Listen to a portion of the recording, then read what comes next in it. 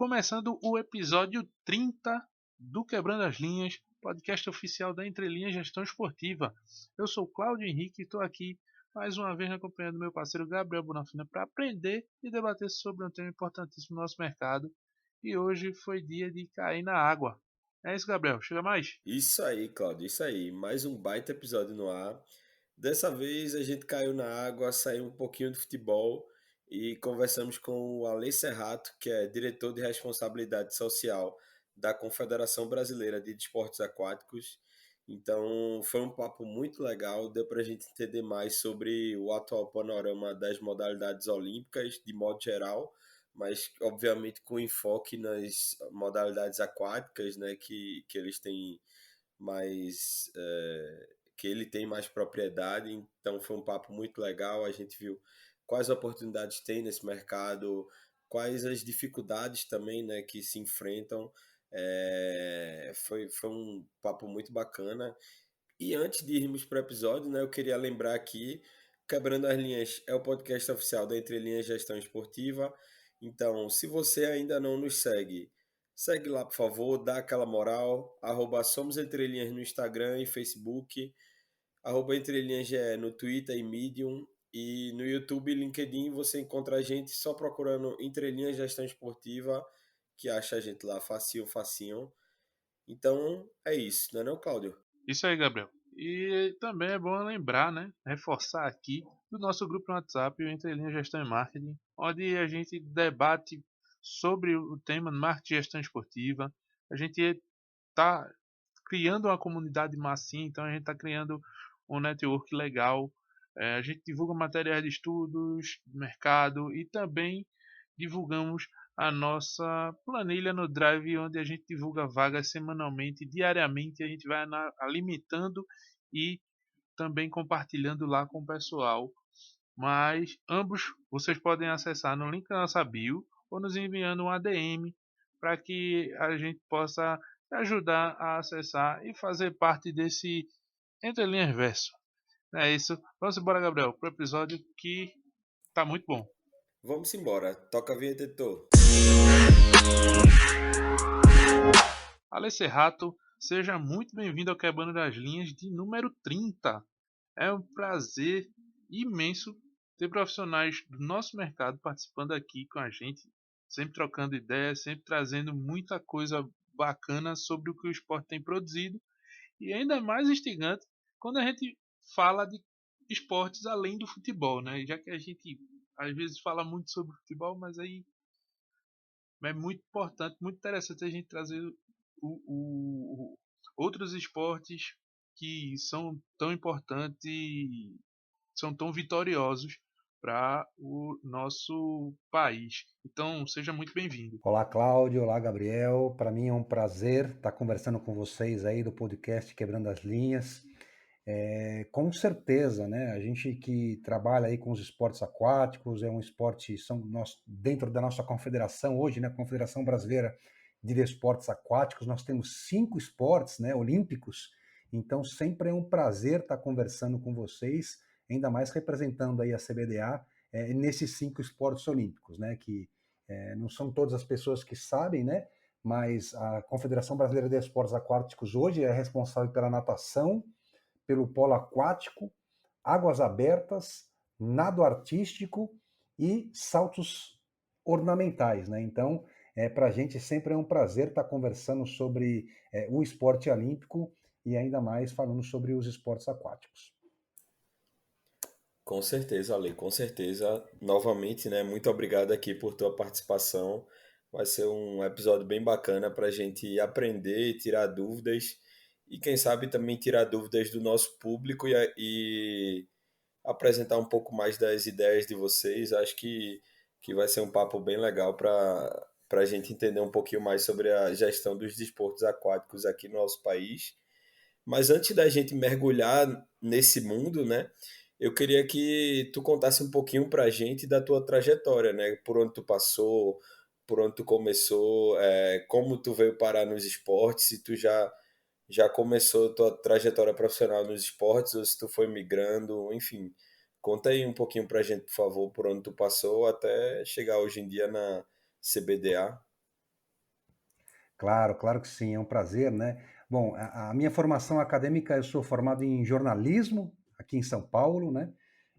E aí, em 2004, depois de 2 anos de formado, eu acabei indo para a Espanha, onde eu tive a oportunidade de estar fazendo uma pós-graduação em gestão de empresas, né? E ali eu comecei a trabalhar como colaborador de uma televisão aqui para o Brasil, e aí acabei ficando 4 anos na Espanha, acompanhando lá muito bastante o futebol espanhol, né? A La Liga e a Champions League. Minha base foi em Madrid. Depois de 4 anos na Espanha, terminei minha pós em gestão de empresas, eu acabei voltando para o Brasil e entrei nos esportes olímpicos. Tive a oportunidade de trabalhar para a Samsung num projeto que foi, para mim, mudou minha vida, né, nesse projeto, que foi o time medalha azul da Samsung.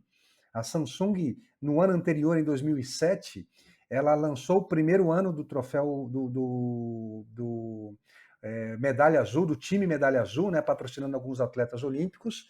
E aí, em 2008, eles fizeram novamente esse evento, né, esse patrocínio para os atletas, né? Então, tive a oportunidade de trabalhar ali com Giba, Robert Scheid, César Cielo, Marta, Daiane dos Santos, Clodoaldo Silva, Frank Caldeira, Flávia Delaroli, trabalhando com esses atletas. Foi as minhas primeiras Olimpíadas, né? Fui para Pequim e foi super, super importante, né?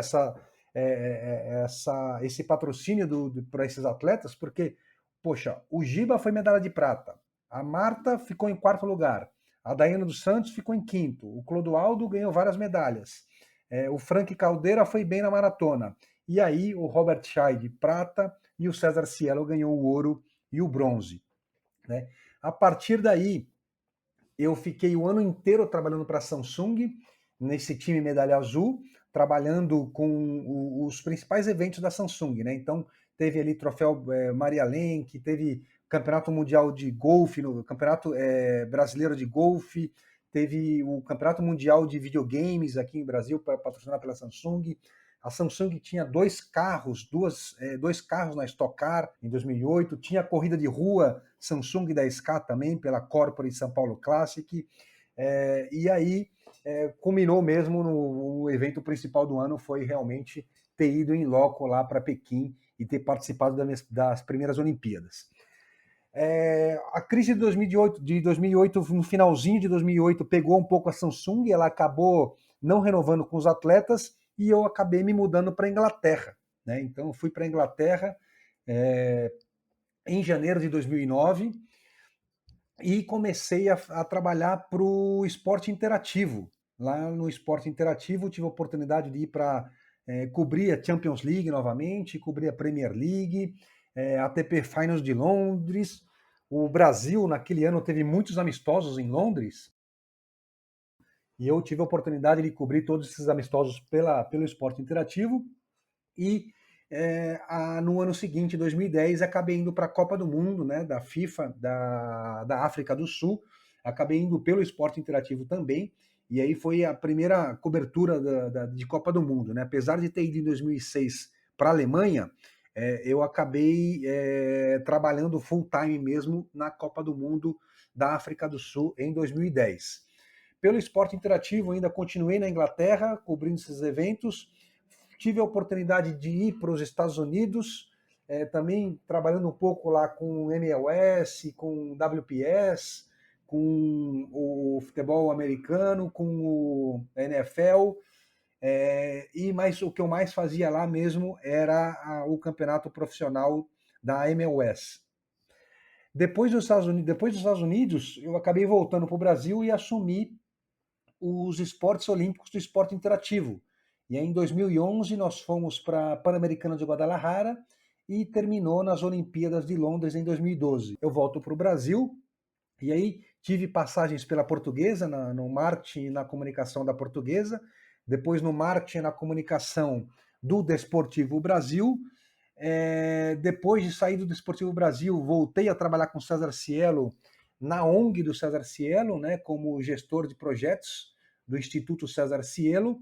Fiquei 4 anos lá e desde o ano passado, eu assumi aí a parte de marketing e também a parte de responsabilidade social da Confederação Brasileira de Desportos Aquáticos. Esse é um pouquinho aí da carreira que eu tive aí ao longo dos anos. Muito bacana, Lê, muito bacana. E dá para perceber que você já passou por diversas pontas do nosso mercado, né? E eu imagino que seja muito interessante atuar em áreas tão diferentes, por mais que seja a mesma função, ou enfim, a mesma modalidade, mas atuar em diversos stakeholders do nosso mercado.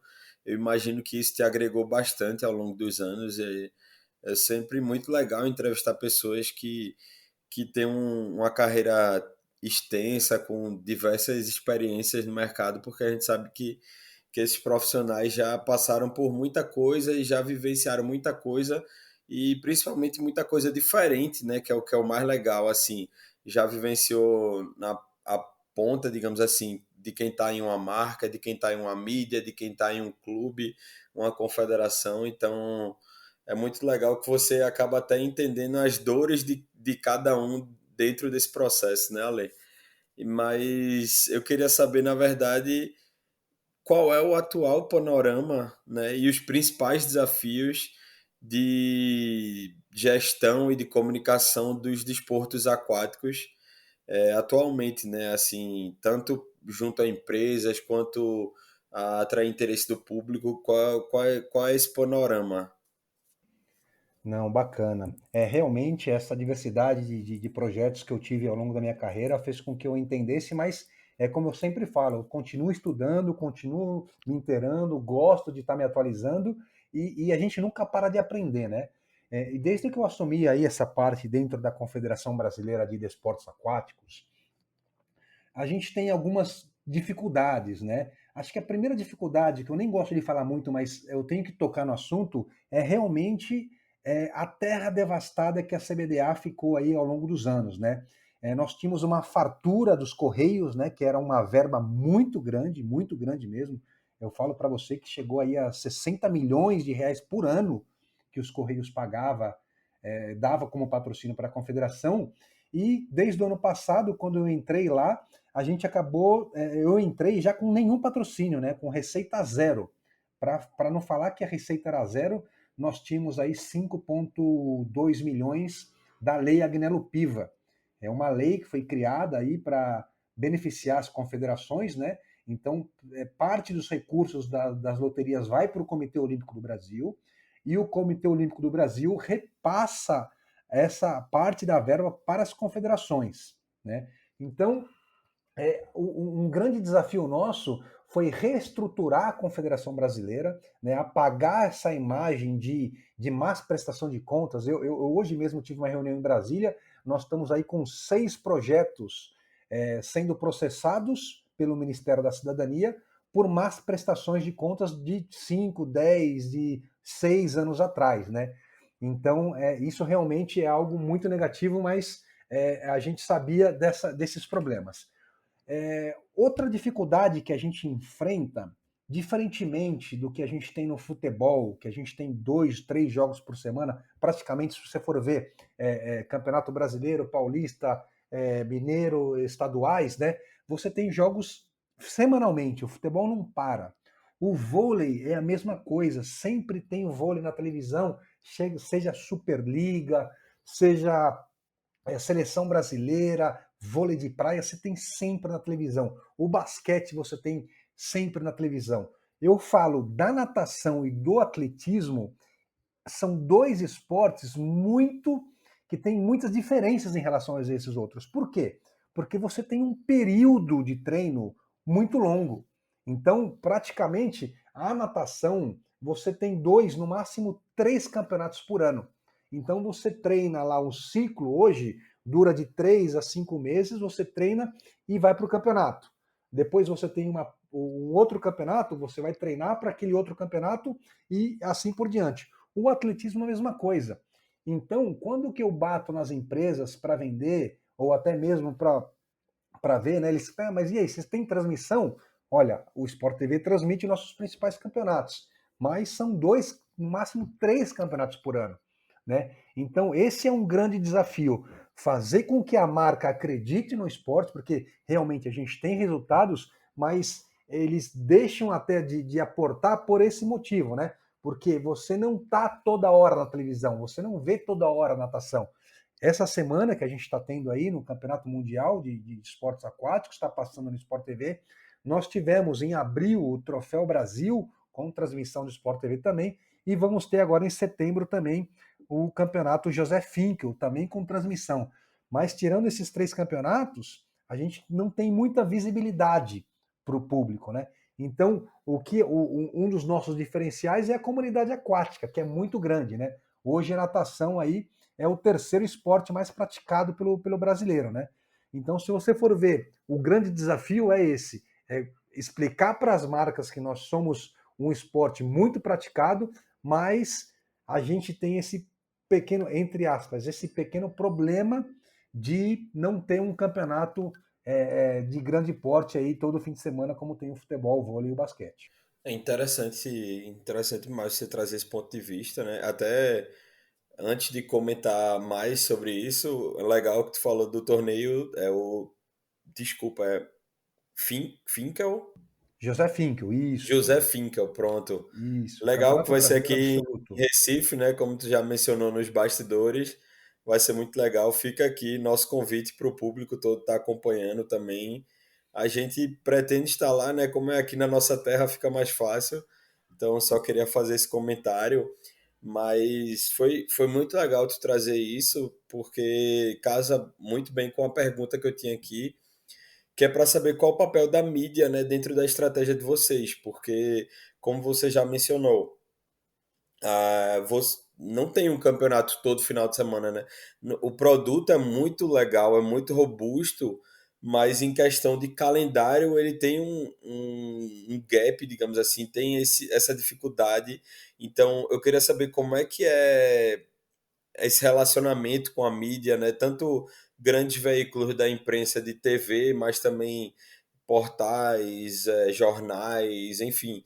Como é que é manter sempre essa chama acesa, digamos assim, para além do nicho, né, dos praticantes de esportes aquáticos? E também como é que é concorrer com os peixes grandes, digamos assim, né, como futebol, basquete, vôlei, que está sempre tendo campeonato e está sempre na TV, enfim, todo mundo falando. Eu queria entender um pouquinho como é a visão de vocês, né? E como é esse relacionamento. Não, claro. Com certeza, quando você tem uma competição passando aí no Sport TV, que a gente fala que é importante para a gente, a visibilidade dos patrocinadores é bem interessante, né? Hoje a gente conseguiu aí recentemente um patrocínio com a Yakult, inclusive foi super positivo, porque a Yakult, além de ela ser patrocinadora da Confederação Brasileira de Esportes Aquáticos, a Yakult Mundial ela é patrocinadora da FINA, que é a Federação Internacional de Natação, né? Então, se vocês tiverem a oportunidade de estar acompanhando o Campeonato Mundial hoje, ao longo dessa semana, você vai ver muito Yakult. E em todos os agasalhos da seleção brasileira, nós colocamos lá o Yakult no agasalho dos atletas, mas é o nosso Yakult do Brasil. E quando a gente vendeu esse patrocínio para a Yakult do Brasil, primeiro a gente firmou um patrocínio pontual para o Troféu Brasil, né? E aí convidamos aí toda a diretoria, o presidente da Yakult Brasil, para ir acompanhar, né? E eles foram em loco, acompanharam e viram que os nadadores são pessoas saudáveis, são bonitos, eles entregam, a natação ela tem audiência, então para a marca é muito importante essa visibilidade na televisão. E nosso relacionamento com a Globo hoje, com o Grupo Globo, é muito positivo, porque eles transmitem também o Campeonato Mundial e agora transmitem as nossas competições. Apesar que no passado a Globo ela tinha os direitos da natação e pagava pelos direitos da natação, né? E um problema nosso hoje, qual que é? A gente cede de graça esses direitos para eles e eles transmitem. Então, para a televisão fechada, a gente tem esse acordo com a Sport TV, né, de ceder os direitos de transmissões, porque hoje, tirando o vôlei, é o único que vem. E o futebol, basquete, futsal, tênis, isso tudo a Globo não compra mais, né? Tudo cedido, né? E algo que está crescendo muito, e a gente veio com uma parceria muito boa com o Canal Olímpico do Brasil, é o streaming, né? Então hoje a maioria das nossas competições é passada, é transmitida por streaming, né? Através dessa parceria que nós temos com o Canal Olímpico do Brasil e a TV CBDA, né? Que também está junto com o Canal Olímpico, e a gente vem ganhando aí boas audiências. Eu posso dizer, o vôlei, a gente até brinca entre os esportes olímpicos, a gente brinca que o vôlei é o futebol dos esportes olímpicos, não tem como comparar, porque você tem Superliga, você tem vôlei de praia, você tem vôlei nacional, então quase todo fim de semana você tem aí o vôlei na mídia, né?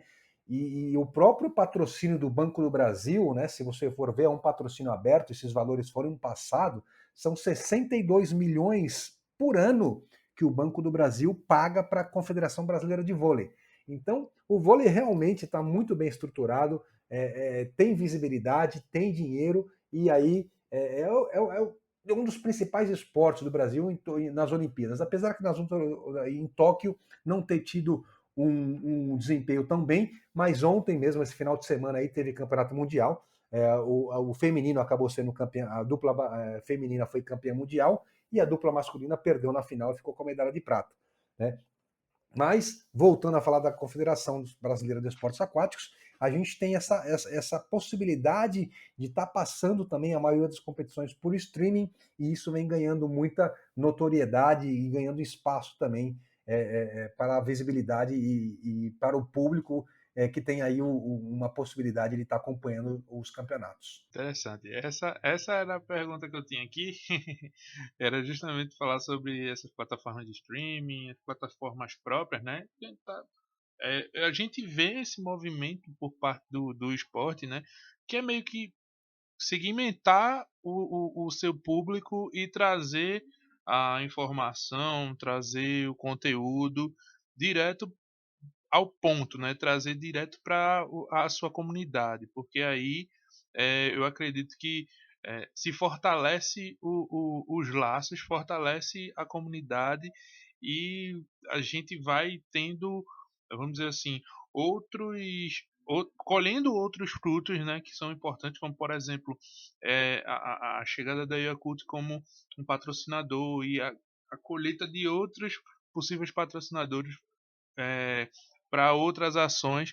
Então, é, é muito legal ver que você já tem esse projeto, né? Já vem desenvolvendo e, assim, a gente queria saber mais ou menos como é que está esse desenvolvimento, esse engajamento com o público, né? A comunidade dos esportes aquáticos, né? Como é que eles têm consumido esse, esse esses canais, na verdade, de comunicação e interagido, né? Claro. Então, como eu comentei, né, hoje nós temos a TV CBDA, né, que é uma parceria que nós temos junto com o Canal Olímpico do Brasil, que é a N Sports. É claro que com verba, né? Hoje eu estou negociando aí alguns patrocínios, espero em breve estar anunciando aí um grande patrocínio para a confederação, mas a gente, por falta de verba, a gente acaba não conseguindo fazer o que nós gostaríamos, né? Nós gostaríamos aí de ter um espaço maior, de contratar pessoas para fazer para ter um programa, né, um programa da natação, né, por streaming. Então a gente queria ter um produtor, queria ter um apresentador, um repórter, um comentarista, e toda semana a gente produzia um conteúdo para estar oferecendo isso para o público da natação e dos esportes aquáticos. Isso tudo eu já tenho, através da experiência que eu tive, né, de já ter trabalhado em televisão e saber da importância dessa produção de conteúdo, a gente tem isso debaixo do guarda-chuva, tá? Mas atualmente a gente ainda não conseguiu fazer o que nós gostaríamos por falta de verba. Mas, como eu falei, a maioria dos nossos campeonatos, através desse acordo que nós temos com a N Sports, que é o Canal Olímpico do Brasil, a gente acaba transmitindo os eventos, né? Não produzimos o conteúdo como gostaríamos, mas a gente espera em breve estar produzindo esse conteúdo para estar alimentando, né, os nossos consumidores, que são os amantes dos esportes aquáticos. Mas eu abro um parênteses aqui para as marcas, né? Hoje em dia, as marcas acham muito interessante ter o streaming, ter o canal próprio, ter a visibilidade dos torneios, mas nada se compara à TV aberta e nada se compara à televisão fechada, tá? As marcas querem estar na televisão. Elas acham importante o streaming, mas a televisão ela é fundamental. Foi fundamental para a gente fechar com o Yakult, está sendo fundamental nas conversas que nós temos, né, com outros patrocinadores, porque a visibilidade e o retorno de mídia, né, que a gente tem aí através da Ibope Repucon, que eles avaliam, né, o quanto que é de retorno de mídia, isso ainda para as empresas faz uma diferença muito grande. E para a gente engajar o nosso público dos esportes aquáticos, realmente o streaming, a transmissão por streaming e a produção de conteúdo, ela é muito importante. Verdade. Acaba sendo, como é que eu posso dizer, uma relação, comunicação 360, né? Podendo atingir todos os polos, vamos dizer assim. Ele consegue atingir vários tipos de fãs, né? Desde aquele que quer, daquele que quer consumir sempre mais e mais conteúdo, até aquele fã que não tem tanto tempo, mas ele consegue dispor para poder assistir na TV aberta. E como tu falaste, para as marcas estarem em todos os lugares é muito mais interessante, muito mais, como é que eu posso dizer, é muito mais retorno, né, para as marcas, e elas vão ficar muito mais satisfeitas com isso, com certeza. Sem dúvida, sem dúvida. E aí, mais uma pergunta que eu tenho aqui é que em alguns esportes o elemento competitivo ele sobressai bastante e deixa outros atributos em segundo plano, vamos dizer assim. Mas os esportes aquáticos possuem o elemento competitivo muito forte. Mas vi também que vocês reforçam muito as marcas, né, como tu falaste, a Yakult, e o elemento saúde, por exemplo. Eu queria entender como vocês veem essa construção sobre o pilar da saúde e também, quem sabe, até do lifestyle. Hoje a gente fala, né, a natação, eu vou te dar um dado que quase ninguém sabe. Hoje a gente vende, entre aspas, a natação como um esporte que salva a vida. É o único esporte que salva a vida. O afogamento, para você ter uma ideia, eu vou te dar um dado sobre afogamento. Tá? O afogamento, segundo a OMS, uma publicação pela OMS, 40 pessoas morrem todos os dias no mundo por afogamento. Uma das evidências que demonstram um conjunto de intervenções eficazes para a prevenção do afogamento, tem várias prevenções. Uma delas é o ensino de competências básicas de natação para crianças. Então, se você for pensar que o afogamento mata por ano 372 mil pessoas, no Brasil isso ainda é pior, porque o afogamento é a segunda principal causa de morte das crianças e adolescentes. Só fica atrás do acidente de trânsito. Então, quando você pensa em afogamento e quando você pensa em natação, você prevenindo o afogamento, você está salvando vidas, né? Então, é o único esporte que realmente salva a vida das pessoas. Você aprendendo a nadar, não que você não vai morrer afogado, que você pode pegar um mar, uma represa, ou um rio com correnteza, você acaba... a natação ajuda a prevenir, né? Então, é um esporte que previne o afogamento e além de todos os outros benefícios, né? Então, quem tem asma, previne doenças respiratórias, você vai prevenir o estresse, você tem o controle do estresse, previne transtornos mentais, né? Então, além da prevenção do afogamento, você vai ter prevenção de doenças respiratórias, prevenção de transtornos mentais, você vai ter um aumento de ganho de força, aumento do alongamento completo do corpo, melhora a noção do espaço, fortalece o coração e pulmão, reduz a ansiedade, controle de estresse, eleva a autoestima. melhora a capacidade de raciocínio. Então a natação ela tem um lifestyle muito positivo, é muita saúde, né? E fora que você tem aí academias por todo o Brasil, né? Se a gente fazer a pirâmide, né? Lá em cima, no alto rendimento, é a ponta da pirâmide, algo assim que é muito difícil de chegar. Mas a gente tem uma quantidade de milhões de pessoas que praticam a natação por saúde mesmo, né? Então, para a gente é bem interessante, é bem importante a natação como saúde, né? Interessante mesmo. Eu, particularmente, eu sou meio medroso com relação à piscina, então eu sou meio medroso, mas eu sempre achei muito legal, assim. Sempre fiquei, por exemplo, minha noiva ela nada tranquilamente, ela fica com aquela coisa de vem, eu te ensino, aquela coisa, claro que da forma, vamos dizer assim, amadora, o mais amadora possível, né? Mas assim, eu sempre achei muito legal, sempre fiquei naquela coisa de tipo, poxa, deve ser muito legal você poder nadar, né? Porque além dos benefícios de saúde também eu não sei se que a gente pode dizer que é meio que uma habilidade muito interessante para a pessoa mesmo, como pessoa mesmo. É quase como se a gente pudesse voar, vamos dizer assim. Talvez eu esteja viajando um pouco, mas assim, é muito interessante você poder ter a sensação, né, de você poder dominar aquele ambiente, como, vamos dizer assim, a gente consegue de alguma forma dominar a terra que a gente pisa. E eu sempre fiquei muito pensativo em relação a isso. E esses dados foram muito interessantes, porque já me deixou repensando aqui nas possibilidades.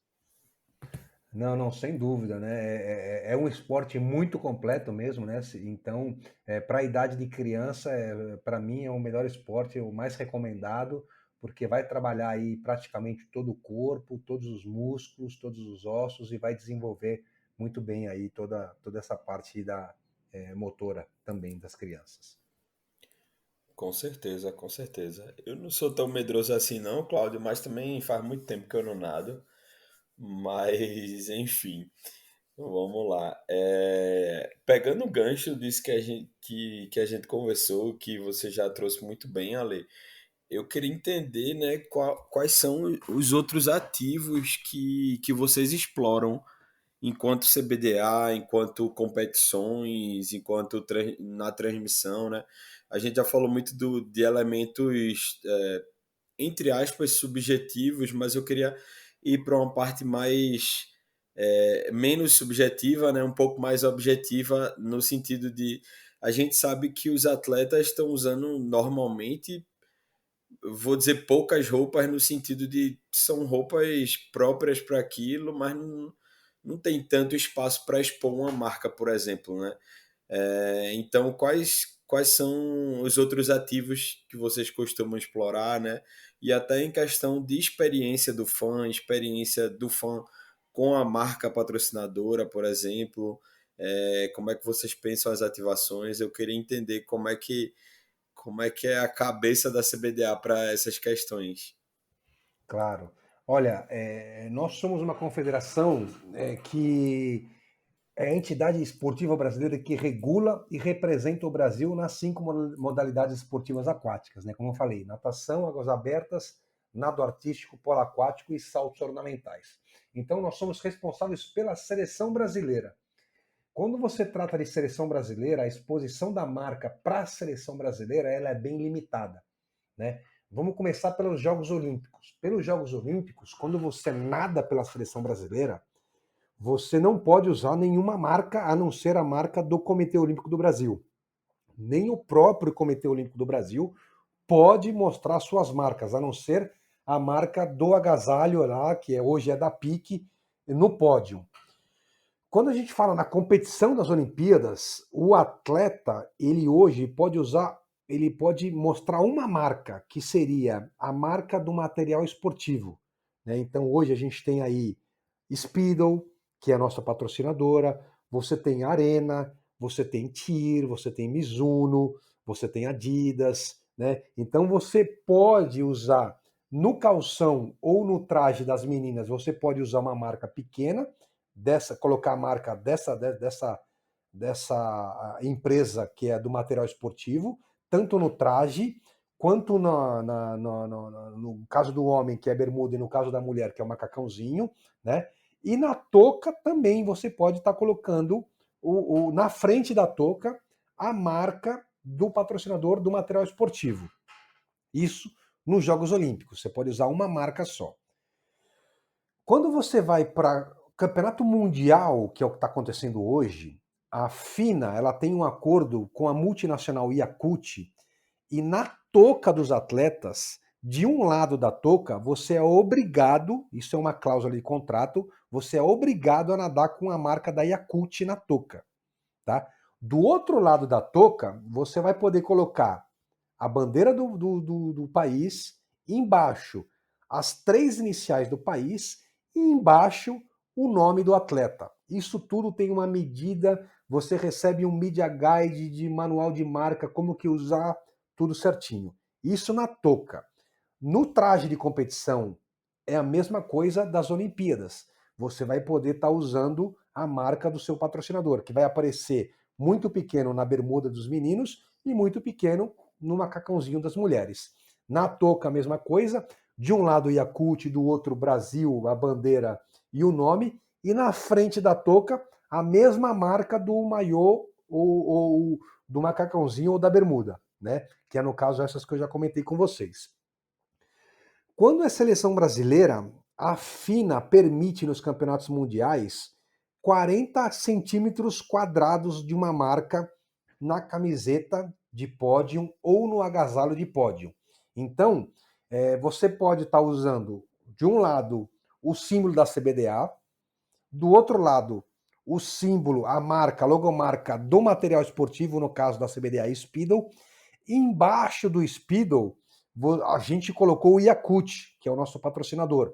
Eu acabei mandando fazer uma logo aí de 12 centímetros por 3, que está dando 36 metros, 36 centímetros quadrados. Né? Poderia até 40, poderia estar alongando um pouquinho, mas eu preferi nisso. Então, a exposição da marca para os atletas é muito pequena em relação à CBDA, em relação ao Campeonato Brasileiro. Porém, esse atleta, quando nada pelo clube, ou seja, durante os campeonatos brasileiros que nós organizamos, mas ele nada pelo clube, aí sim ele pode colocar na touca dele vários patrocínios, na camiseta de pódio ele pode colocar vários patrocínios e no agasalho de pódio ele pode colocar vários patrocínios. Mas enquanto entidade CBDA, confederação, nós participamos dos jogos, ou ele é regido pela FINA, ou ele é regido pelo Comitê Olímpico Internacional, né? Então são essas duas regrinhas aí que eu passei para vocês. Show de bola. Interessante ver os formatos, né, de como ativar, né, como apresentar mais das marcas, né, para que elas possam ser ativadas, né? A gente fala também muito sobre a questão de experiência também, né? Experiência de como o fã ele consegue se aproximar das marcas, tanto não só visualizando elas, né, na questão de exposição, mas também na experiência com ações de ativação, né? Mas a gente tem esse pico, né, de engajamento, de aproximação dos fãs, de fazer com que as pessoas estejam ali engajadas no esporte, que é geralmente nas Olimpíadas, né? De 4 em 4 anos se tem aquele período onde se vai se buscando os índices, os resultados, mas também vai sendo feito esse trabalho vamos dizer assim, de captar as melhores oportunidades de patrocínio, o, os torneios, né, que são tanto esses torneios que são preparatórios quanto os que são, como é que eu posso dizer, de calendário, né? Eu acredito que tenham muitos eventos de calendário e de certa forma envolve muito a gestão, as federações estaduais. eh, Como é que mantém esse público engajado, principalmente o público interno, né? Os atletas. Tu me falaste que tem esses 3 eventos, mas existem muitos outros eventos de natação, é, até para todas as modalidades, né? Vamos dizer assim, como se fala no futebol, por exemplo, os subs 15, os subs 20, vamos dizer assim, como é que está sendo desenvolvido, até para a questão de formação de novos atletas, de novos ídolos, né? Novas histórias sendo contadas. Como é que está sendo desenvolvido esse projeto? Porque as marcas, elas gostam muito de contar essas histórias, né? De estar também inseridas junto com esse contexto de formação, né? Então eu acho muito interessante e eu queria saber de tu como é que está sendo desenvolvido isso também. Não, claro, claro. Muito bem lembrado também, Cláudio. Isso eu dei os exemplos da roupa e dos campeonatos mundiais e Olimpíadas, né? Quando a gente fala de campeonato brasileiro, que nós organizamos hoje, 28 campeonatos brasileiros nas 5 modalidades olímpicas e em todas as categorias, né? Então a gente vai falar aqui um pouquinho, vamos falar da natação, né? Então hoje, na natação, nós temos o Campeonato Brasileiro de Inverno e o Campeonato Brasileiro de Verão. Dentro do Campeonato Brasileiro de Inverno, nós vamos ter várias categorias. A gente tem a categoria absoluto, que é aquela máxima lá que é nesses campeonatos que formam-se a seleção brasileira, né? Então a gente tem do inverno o troféu, na realidade não é inverno, né? Campeonato Brasileiro Absoluto Troféu Brasil e o Campeonato Brasileiro Absoluto José Finkel. Então, esses dois para a categoria absoluto. Depois, a gente vai ter o Campeonato Brasileiro Júnior de Inverno, Campeonato Brasileiro Infantil de Inverno, Campeonato Brasileiro Juvenil de Inverno. Novamente, depois, na outra parte, no outro semestre, vamos ter novamente o Campeonato Brasileiro de Verão Juvenil, Infantil Verão, Júnior Verão e Absoluto também, né? Então, ao todo, nós temos 28 campeonatos. E aí sim, nesses 28 campeonatos, a gente tem, por exemplo, no último Campeonato Troféu Brasil, a gente ativou bastante a Yakult, né? Eu vou dar esse exemplo porque foi o nosso patrocinador também no Troféu Brasil. O que a gente ativou? A Yakult, a gente colocou lá 2 geladeiras da Yakult, com todos os produtos da Yakult, menos os de vidro, tá? Por causa tava no deck da piscina, então não tinha como ter o vidro, porque se quebra ali, o pessoal tá sempre descalço, corta, né? Então a gente colocou lá e todos os atletas, todas as pessoas da comissão técnica, elas puderam estar degustando durante todos os dias, né? Começou na terça-feira, foi até o sábado, então todos os dias eles tinham lá Yakult de graça. O que a gente ativava também? A gente tinha um espaço VIP dentro do complexo aquático Maria Lenk e nós levamos os convidados lá e lá tinha uma outra geladeira para poder estar demonstrando também a degustação para as pessoas convidadas. Nós colocamos também os membros da diretoria, o presidente da Yakult, para ser paraninfo, ou seja, para poder ativar, né, para poder estar entregando as medalhas lá na cerimônia de entrega de medalhas. Isso tudo a gente acha que é bem interessante, né? E aí, falando um pouco mais das entregas, né? Então a gente também tem possibilidade de estarem montando tenda para poder estar fazendo divulgação da marca, né? A gente leva, né, nessa área VIP, onde estavam lá os diretores da Yakult, o presidente, nós levamos lá a Ana Marcela Cunha, que é campeã olímpica, levamos o Fernando Scheffer, que é medalhista olímpico de bronze. Então a gente leva também os atletas olímpicos lá para poder estar tirando uma foto, dando um autógrafo para essas pessoas, né? Então a gente tem também outras ativações, né? Outra coisa que também que a gente gosta, né, de colocar, ao lado da piscina a gente tem aquelas placas de publicidade também para visibilidade das marcas, né? E aí a gente tenta estar criando outras ativações para que a marca possa estar fazendo ativações lá dentro desses campeonatos, né? E a gente fica sempre aberto também, no caso da marca querer fazer alguma coisa, querer alguma ativação diferente, a gente está sempre aberto para poder estar negociando. Mas, como eu falei, são 28 campeonatos das 5 modalidades olímpicas e de todas as categorias de base. Então a gente trabalha muito nisso, nesses campeonatos, e aí tem essa possibilidade de estar ativando aí as marcas patrocinadoras durante todos esses eventos. Legal, é legal ver que é bom demais ver essa questão de não estar tão preso aos modelos tradicionais de exposição, né, digamos assim, porque é até bom para mostrar para o mercado, né, que existem diversas possibilidades de se expor uma marca, de se ativar uma marca e de trabalhar o branding dessa marca também, né? Querendo ou não, que no fim das contas essa marca quer exposição, quer vender seja produto, seja a sua ideia, digamos assim, né? Mas é muito legal tu trazer isso. E aí, Ale, eu queria saber, na verdade, dentro do esporte, né, como é que começa a relação com os ídolos para o impulsionamento do esporte, para a geração de interesse até de marcas, de público de modo geral também.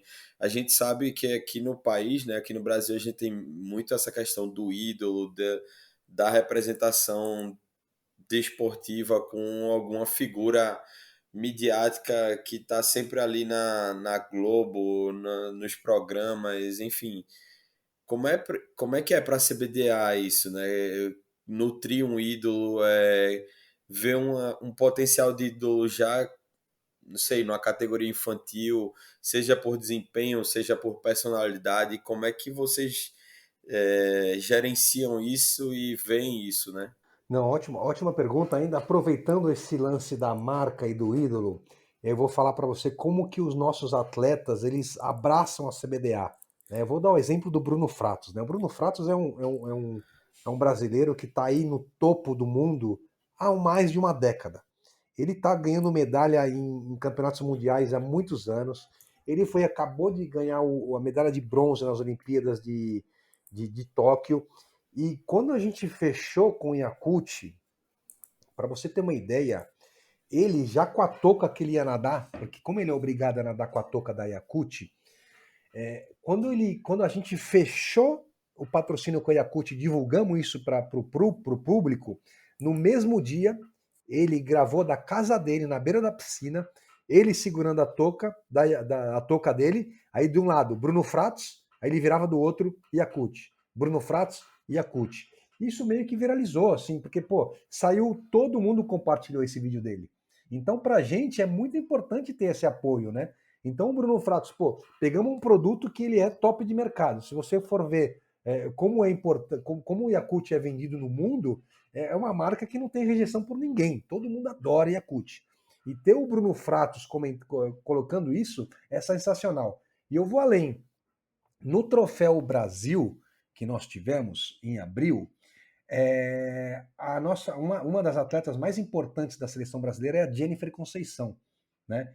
Ela é uma atleta que é muito jovem, foi para as Olimpíadas do Rio, se classificou, está no Mundial, e ela simplesmente, por ela gostar do produto, quando ela foi campeã brasileira e ela se classificou para o Mundial, nos 50 metros peito feminino, ela entrou tomando um Yakult. Isso quase ninguém percebeu. Mas o diretor e o presidente da Yakult ligou para o outro diretor lá de marketing que estava lá comigo e falou: Nossa, você viu a menina entrando com o nosso produto no pódio? E estava passando na Sport TV ao vivo. Então, para você ver. E a gente nem precisou pedir para ela. Ela foi por espontaneidade dela mesmo, sabia que isso é importante e pegou o produto Yakult, entrou tomando no pódio, e isso é muito importante para a gente, né? Fora que Ana Marcela Cunha, Fernando Scheffer, todos estes atletas, durante o Troféu Brasil, como era gratuito, eles estavam degustando os produtos, mais de uma vez eles postaram nas suas redes sociais. E aí que está outro ponto importante, né? A gente ter essa proximidade desses atletas e esses atletas fazerem, né, sem receber nada, porque eles não receberam por isso, né, e ajudarem a confederação no replicando aí essa marca aí da Yakult por todos os cantos, né, nas suas mídias sociais. Então é bem importante, né, esses atletas. E você falando dos talentos, a gente tem aí grandes talentos, né, inclusive dois que estão lá que estão no Campeonato Mundial, que é o Steven Steverin, que recém feito 18 anos, e a Stephanie Baduttini também com 17 anos, fez agora, perdão, 18 anos também. Os dois estão no Campeonato Mundial e são aí a próxima geração dos esportes aquáticos, aí da natação. Com certeza os dois devem estar em Paris aí 2024 e quem sabe brigando por uma medalha. Coisa boa, coisa boa. É muito legal quando esse tripé funciona certinho, né? Marca, o ídolo e o produto para que a gente tenha o resultado final do patrocínio é, é show de bola. É mesmo é mesmo que casar, né? Aquela coisa boa, aquela coisa que deu certo. Então é a fórmula dando certinho para que aconteça e o patrocinador ele fique feliz, né? Ele fique feliz com o resultado, tanto de engajamento quanto de, de interesse por parte daquele quem ele quer atingir. E o mais importante é ser orgânico também, né? Não é porque a gente não tem dinheiro para comprar mídia, né? Mas todos os nossos posts são todos orgânicos. Então, quando tem um engajamento, quando viraliza alguma coisa, é bem importante para a gente também. Ale, tem uma pergunta aqui que assim foi muito baseada no nosso último episódio, né? O último episódio a gente recebeu aqui o Fernando Patara lá da Arena Hub. Foi massa porque a gente conversou sobre inovação, né? Um pouco de tecnologia, inovação, as startups e tudo mais. E a gente sabe o quanto o esporte ele é um espaço amplo, né, para criação de novidades, de a trazer novas soluções para o mercado. E então a minha pergunta aqui é que no caso da natação, ele é um esporte que muita coisa ela pode ser definida em pouco tempo, né? Uma medalha, um recorde mundial. E para isso a inovação e tecnologia ela é uma peça fundamental para auxiliar o desenvolvimento do esporte, como a gente estava falando aqui, né? Qual o olhar da CBDA para esse mercado e também as soluções que estão ou que podem ser desenvolvidas? Claro, não, vem muito vem muito a calhar essa pergunta, porque eu acabei de ter uma reunião, né, semana passada com o Antônio Castro, né, e a gente acabou de se filiar ao Arena Hub também. Então hoje a CBDA a gente deve estar, isso para vocês aí em primeira mão, tá? Mas a gente Opa, deve estar sendo anunciado aí como um novo parceiro da Arena Hub, porque a gente sabe que essa parte de inovação ela é muito importante para o esporte. Eu volto um pouquinho atrás e não querendo falar mal das outras gestões, mas se eu te falar hoje que a Confederação Brasileira de Desportos Aquáticos não tem nenhuma piscina, nós não temos centro de treinamento, nós não temos a parte científica, não foi deixado para a gente esse legado, né?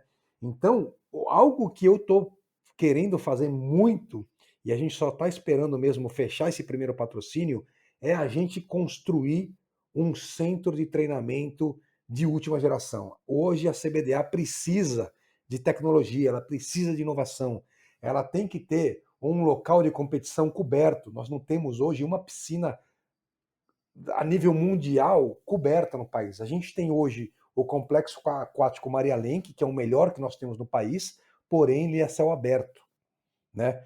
E não pertence à confederação, pertence à Prefeitura do Rio de Janeiro e está cedida ao Comitê Olímpico do Brasil, né? Então, a gente tem esse projeto, né? Eu estou levando isso para dentro da confederação, um projeto de construção de um centro de formação de atletas, como nós temos no vôlei Saquarema, nós temos no atletismo, nós temos na ginástica, nós temos centro de excelências dos esportes olímpicos em vários esportes. E nós não temos hoje um centro de excelência na natação. E a gente precisa ter. Com isso, a gente vai poder ter algo que chegou muito, muito importante já há alguns anos na natação, é o biomecânico, né? Aquele cara que é o analista, que ele vai analisar as filmagens subaquáticas. Então, a gente tem que ter esse centro para poder ter essas filmagens, para poder ter o pessoal trabalhando em prol do atleta, né? Porque hoje você, através do vídeo, você consegue corrigir uma virada, consegue corrigir uma técnica, que hoje isso pertence aos clubes, né? Os clubes hoje têm isso, mas por ser uma confederação, por ser a entidade máxima, no meu ponto de vista, nós precisaríamos ter também um centro de excelência da seleção brasileira, onde os atletas fossem convocados, iam para lá, fariam os exames de última geração, tem aí os exames de força, que a gente vê isso no Comitê Olímpico, a gente vê isso em outros esportes, mas na CBDA hoje a gente não tem,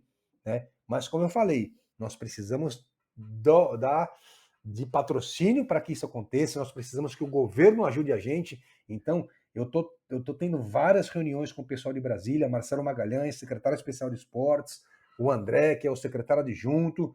Nós já estamos atrás de um terreno para fazer essa construção e o governo federal ele quer nos ajudar, né? Vai estar ajudando a gente. E, além do governo federal, a gente precisa também do governo estadual, o governo municipal, nós precisamos de empresas privadas para fazer com que isso aconteça, para fazer com que a gente tenha aí primeiro um centro de treinamento, depois um outro projeto que nós temos 5 grandes polos, né? Um na região norte, um na região nordeste, um no centro-oeste, um no sudeste, um no sul, para que a gente tenha também piscinas para que o pessoal possa, não só no alto rendimento, mas também no social. E aí, o projeto Além, o centro de formação de atletas, os 5 núcleos regionais, né, por região. E aí teríamos também 27 polos com piscina olímpica e semiolímpica, para também estar tendo espaços para o campeonato. E o principal, que foi onde eu entrei dentro da confederação, que é o nosso projeto social. Nós gostaríamos muito que fosse o carro-chefe da CBDA daqui a alguns anos, que a gente fez um projeto social para estar levando isso para todas as unidades federativas, ou seja, os 26 estados mais o Distrito Federal, onde a gente criou um projeto social para atender 1.000 crianças. Isso daí vai ser algo inédito no Brasil, tá? A CBDA, ela montou uma metodologia de ensino, ou seja, nós pegamos os técnicos da seleção brasileira hoje, nós pegamos um rapaz que tem uma experiência muito vasta em metodologia de ensino para crianças, criamos uma metodologia, elaboramos esse projeto social e agora o que a gente precisa? A gente precisa que o governo municipal, o governo estadual e o governo federal e as empresas privadas apoiem esse projeto, né? Estamos aí escrevendo ele em algumas leis de incentivo, então já escrevemos ele na Lei de Incentivo Federal, nós temos aí esse projeto inscrito na Lei Estadual do Espírito Santo, pretendemos escrever ele em outras leis estaduais do ICMS e também precisamos das empresas para aportarem desse projeto, né? Eu sempre pensei, desde 2008, quando eu trabalhei com o Cielo, o Giba, o Robert Scheid, principalmente esses três atletas, eles chegaram onde chegaram por seu talento próprio, pelos pais, pelos clubes. Nenhum desses atletas teve ajuda do governo municipal, nenhum desses atletas tiveram ajuda do governo estadual, e poucos deles pegaram agora o recém-lançado aí Bolsa Atleta, que é um programa de excelência. O melhor que tem no mundo dos esportes chama-se Bolsa Atleta. Nenhum outro país tem um programa tão importante quanto o Bolsa Atleta. Mas ele é recente. Ele é recente. Então, para você formar um campeão, você precisa não só do governo federal. O governo municipal e o governo estadual têm que apoiar esses atletas. Então, é isso que a CBDA fez, é isso que a gente está fazendo, um projeto social para ser colocado um em cada unidade federativa. São 26 estados mais o Distrito Federal, e cada projeto desse atende 1.000 crianças. Você imagine se a gente tiver 27.000 crianças nadando daqui a 3 ciclos olímpicos, que é um nadador e um atleta profissional, você não forma em 3 anos. Você forma em 3, 6, 9 anos. São 2 a 3 ciclos olímpicos para formar um atleta, né? Então a gente espera realmente tirar do papel esse projeto ainda esse ano. A gente temos a meta aí de lançar esse projeto esse ano ainda, mas nessa parte de inovação, com certeza é isso. A gente tem que construir nosso centro de treinamento, nós temos que construir ou reformar e ter para a confederação 5 piscinas, um em cada região do país, e futuramente ter aí pelo menos 27 centros, polos, né, de natação em todo o país, para ter desde a parte social até o alto rendimento. Sendo assim, a gente colocando mais crianças e mais pessoas nadando, a longo prazo, nada é a curto prazo, a gente vai ter aí, daqui a 3 ciclos olímpicos, a gente vai ter mais pessoas ganhando medalhas. E um outro dado interessante, não sei se vocês sabem disso, mas só a natação, quando a gente fala só natação, ela distribui nos Jogos Olímpicos 37 medalhas de ouro. O atletismo é o esporte que mais distribui 48 medalhas de ouro, e o judô 15. Mas quando a gente fala de esportes aquáticos, ou seja, natação, águas abertas, polo, nado e saltos, ao todo, os esportes aquáticos distribuem 49 medalhas de ouro, uma a mais que o atletismo. Se o país investisse em atletismo e esportes aquáticos, a gente tem 97 medalhas distribuídas de ouro. Então, é muito importante os esportes aquáticos, é muito importante o atletismo. São 2 esportes que mais distribuem medalhas. Então, a gente precisa com que volto a repetir, governo municipal, governo estadual, governo federal e empresas privadas apoiem mais os esportes aquáticos, apoiem mais o atletismo, porque assim sim o Brasil vai crescer no número de medalhas durante os Jogos Olímpicos. Show de bola, show de bola. E espero que consiga o apoio necessário, né, como você mencionou, e consiga trazer para a gente esse quantitativo de medalhas, né? Mesmo que não seja de ouro, mas trazendo um mix de medalhas, ouro, prata e bronze, já tá bom demais, até porque o esporte, principalmente de alto rendimento, né, Olimpíadas e tudo mais, não é só o de ouro que é vencedor, né? Todo mundo ali é vencedor, mas, enfim, conseguindo a medalha já é um grandíssimo feito, né? E aí, Ale, já caminhando aqui para o final, e pegando o gancho nessa tua palavra, né? Eu queria saber a importância dos projetos de lei de incentivo, né? Para a CBDA, para o esporte, e que dentro da sua visão de gestão esportiva, qual a importância e qual o lastro de explorar essa modalidade de captação, né? Até antes de te passar a palavra rapidinho, só para por que eu trouxe essa pergunta também, né? Porque às vezes a impressão que a gente tem quando não trabalha diretamente com lei de incentivo é que tem muito, assim, tem muito lastro, mas é muito, assim, não tem tantos profissionais assim criando projetos, ou então tem projetos que poderiam se encaixar, mas por haver um desconhecimento de como implementar um projeto de lei de incentivo, né, como é que funciona a questão jurídica, acaba não conseguindo aplicar. Então eu queria entender um pouco da tua visão, e porque eu vi que tu já atuou em outros momentos também, né, com essa modalidade de incentivo. Ah, sem dúvida. A lei de incentivo, para mim, ela é fundamental para o esporte brasileiro, né? Hoje, a CBDA, nós estamos apresentando, através da lei de incentivo, 5 grandes projetos, né? O primeiro projeto é esse projeto social, né? Um projeto para atender 1.000 crianças. Ele é um projeto relativamente caro, né? Eu sou da seguinte opinião. Eu vou te dar, uma informação minha, pessoal, quando eu estava na Inglaterra, né? Quando eu estava na Inglaterra, eu acabei fazendo um trabalho voluntário num clube de futebol de bairro, mas era afiliado a West Sussex, que é a federação local. Essa federação local ela era afiliada à Football Association, que é a nossa CBF, né? Então tinha toda uma regulamentação.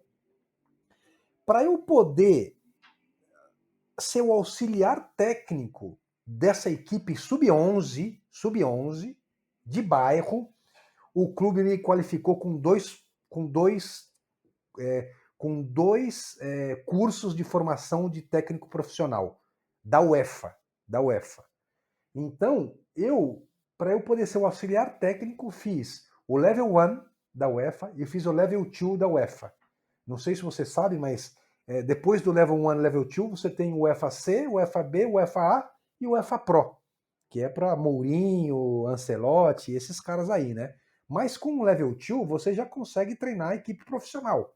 Então, para eu poder dar treino para uma equipe sub-11, eu precisei fazer esses cursos. Quando eu comecei a escrever projetos de lei de incentivo, eu queria fazer diferente. Eu não queria fazer um projeto pequeno. Eu sempre pensei muito grande e eu sempre pensei nos profissionais. Porque hoje o esporte ele precisa, para mim, de 2 coisas muito importantes. A primeira é dinheiro. Você não faz o esporte hoje sem dinheiro. E a segunda é uma equipe multidisciplinar qualificada. E para você montar um projeto com uma equipe multidisciplinar qualificada, você tem que pagar no mínimo o que o mercado exige. Então, quando a gente pensou em fazer esse projeto de natação social, que automaticamente ele, daqui a 3, 4 anos ele vai virar alto rendimento, porque você começa a dar treino para uma criança 2 vezes por semana, daqui 1 ano 2 vezes por semana, daqui a 2 anos ele vai começar 3, daqui a 4 anos ele vai ser 4 a 5 vezes e você vai formar um atleta. Isso é fato. Isso é fato.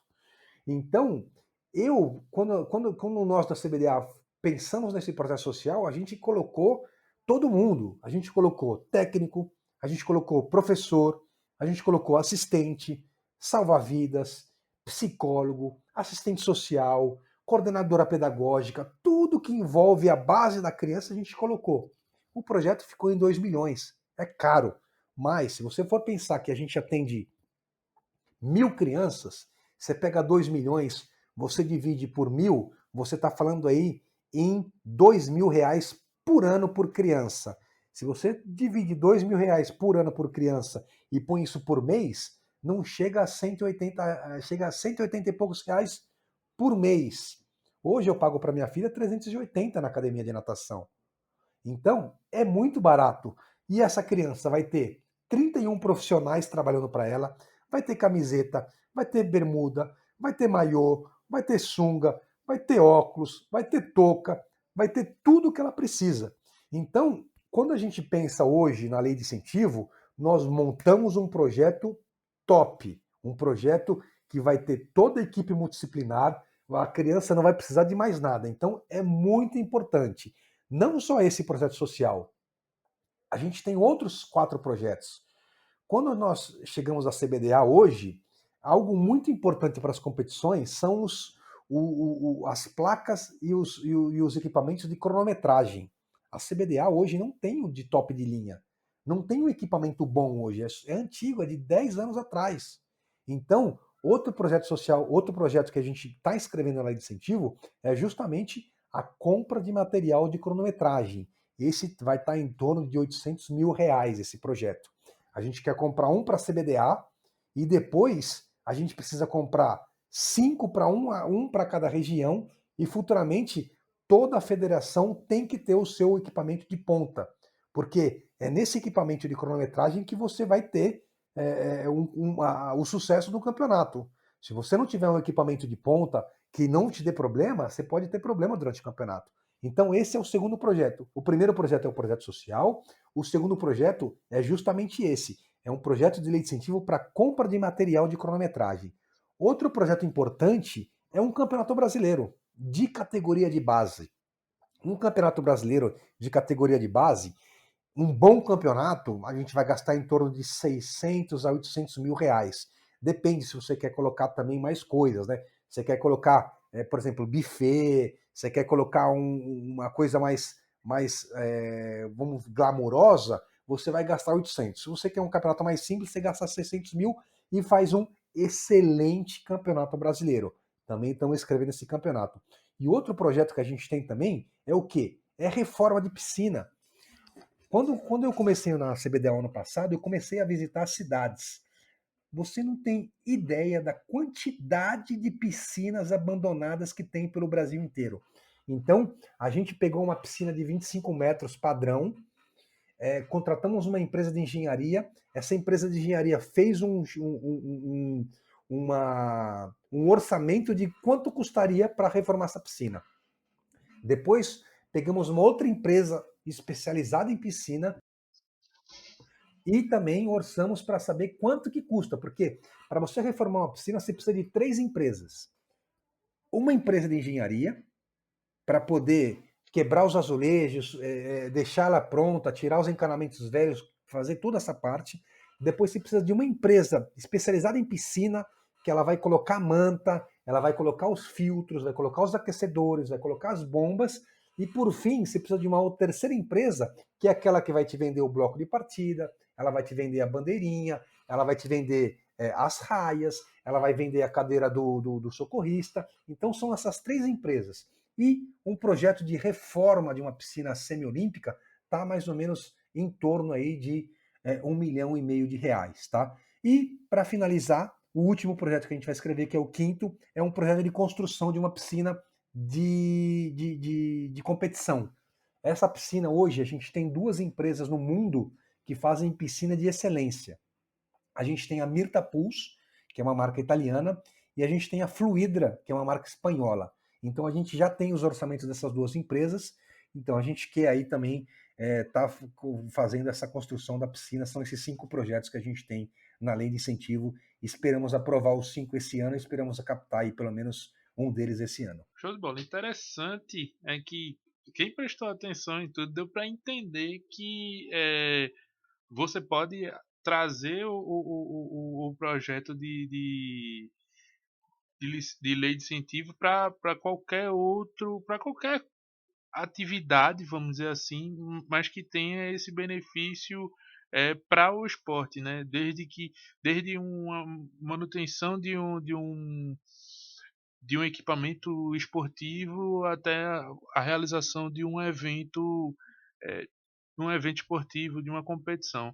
Então, é, é um tema que eu acho que cabe muito para a gente discutir futuramente, e até aqui no podcast mesmo, porque é, eu particularmente, a gente lê muito, procura entender um pouco sobre como funciona, mas eu acho que ainda restam dúvidas e o podcast é uma opção da gente poder disseminar essa informação. Eu acredito que a gente pode trazer esse tema no próximo episódio.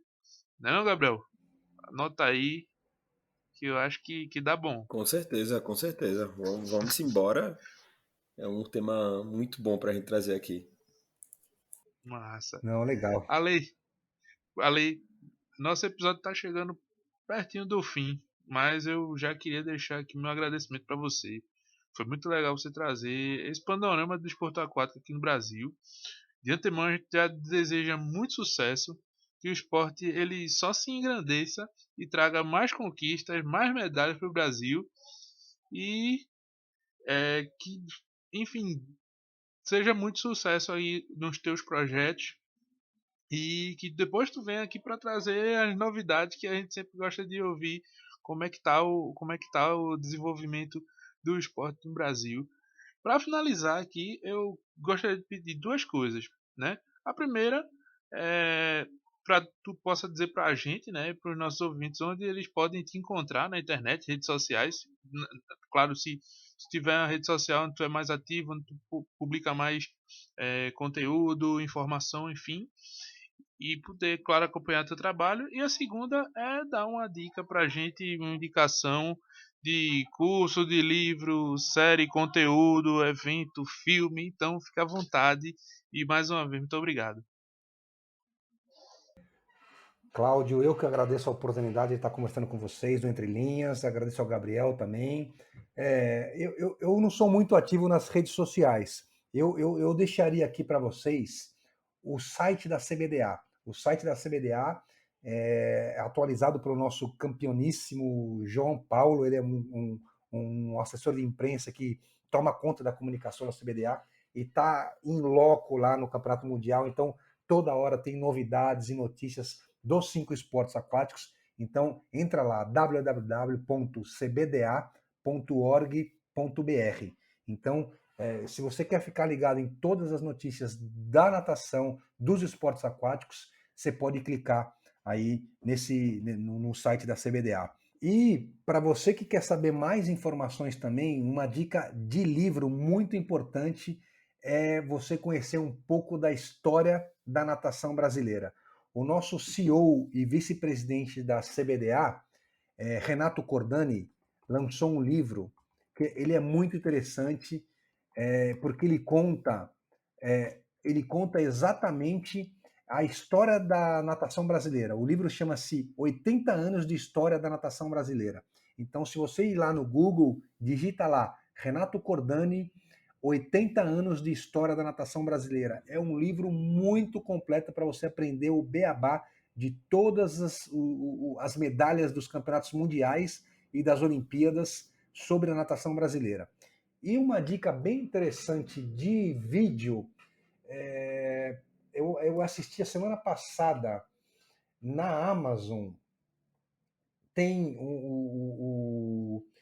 o do Kyle Chalmers, que é um australiano, que é bem legal, Kyle Chalmers, procura na Amazon, e na Netflix tem a Federica Pellegrina, também é bem interessante. Então procura lá no Google também vídeos sobre a Federica Pellegrino e do Kyle Chalmers. Vai estar no Amazon e na Netflix também, são duas histórias sensacionais, né?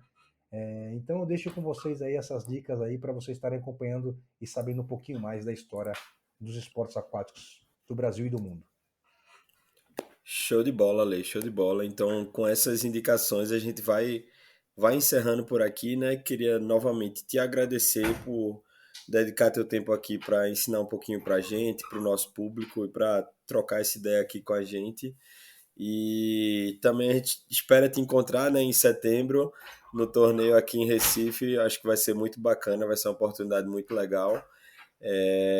Então é isso, pessoal. A gente vai ficando por aqui. Esse é o Quebrando as Linhas número 30.